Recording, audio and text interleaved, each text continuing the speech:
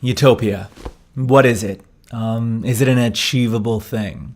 The definition is it's an imagined place or state of things in which everything is perfect. But perfect is in the mind of the perceiver. It's all relative to individual perspective. So that sort of suggests that utopia is a function of belief.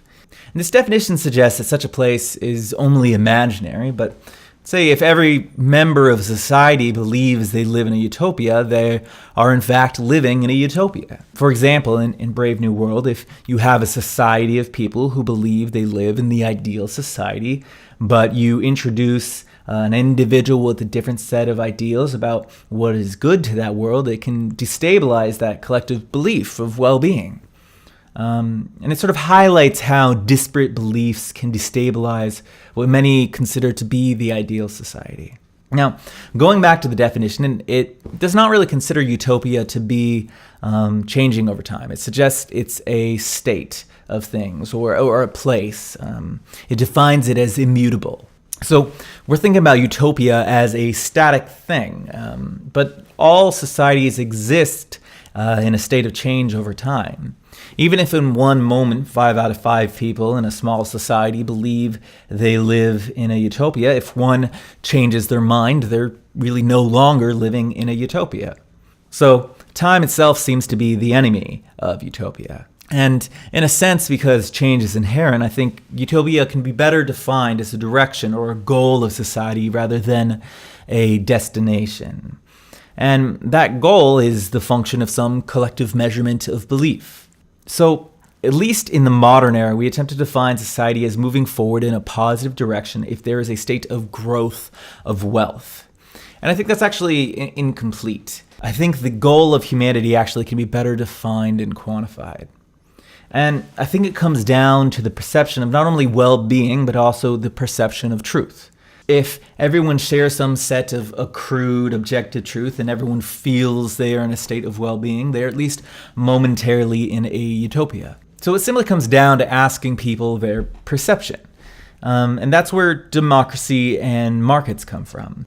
You either vote with your vote or you vote with your dollar in an attempt to express your belief about how society is functioning. Markets in particular attempt to quantify well-being in terms of collected total wealth, and that wealth is quantified in money. Now, it's not really about absolute numbers. In our modern definition, there's never really enough. It's about numbers relative to the past state of that society. So it's about always moving in a direction. It doesn't really care about the distribution of that wealth or how that wealth is being used, only rather the totality of it and whether there is more than there used to be.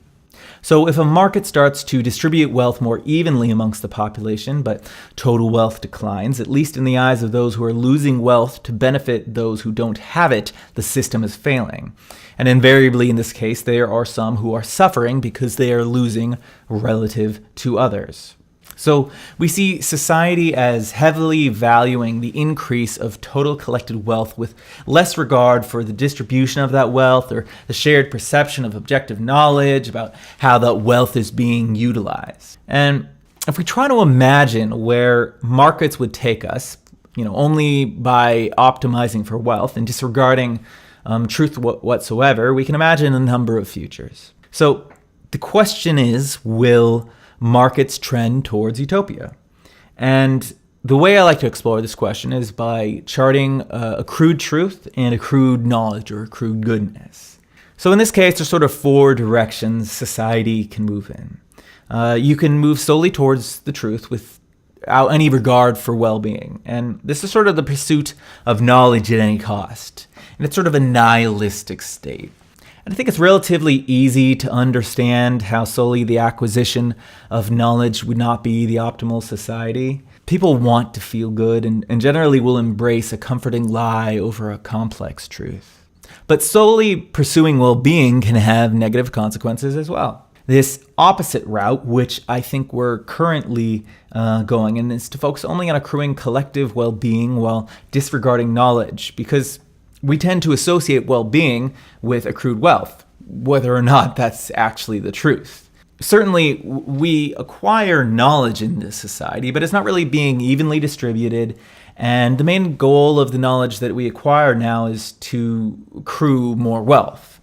Sure, you can pursue science as a career, but only if you can get a grant, and usually that grant is given because someone believes the research will accrue more profit for them. So not all knowledge in our society is treated equally, and information does not necessarily equate to objective truth. And I think that the ultimate destination, if you trace this out, is sort of everyone hooked up to heroin VR pods that just release just the right amount of chemicals to sustain happy homeostasis. We're more and more tied to our devices, and all the software we produce is mostly about producing a little dose of digital dopamine than it is about reaching a collective consensus.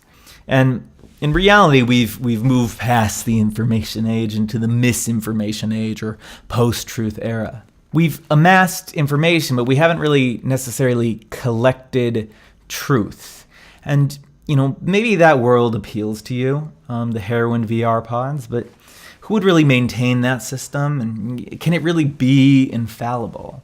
Now, the third direction is to disregard either truth or well-being. And usually this is in the pursuit of power for a few without regards to how they're achieving that power. And it's sort of hard to imagine a society that would actively trend away from both truth and well-being, but if anything does, it's the book 1984 or some of these dictatorial countries like North Korea.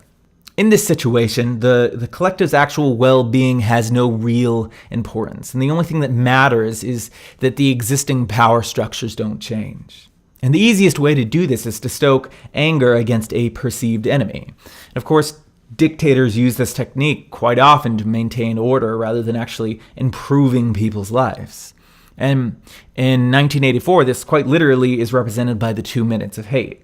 There's no need to concern oneself with actually obtaining a healthy state of being. Rather, it's easier to maintain the status quo by reinforcing negative emotions towards something other than those that lead the society. And to an extent, we actually do see this in places like North Korea, where hatred is directed towards the United States. And I think we can agree that is the worst of the four directions. Now, the final direction is the direction I think we should be moving, which is where we balance our acquisition of wealth or well-being with our acquisition of knowledge.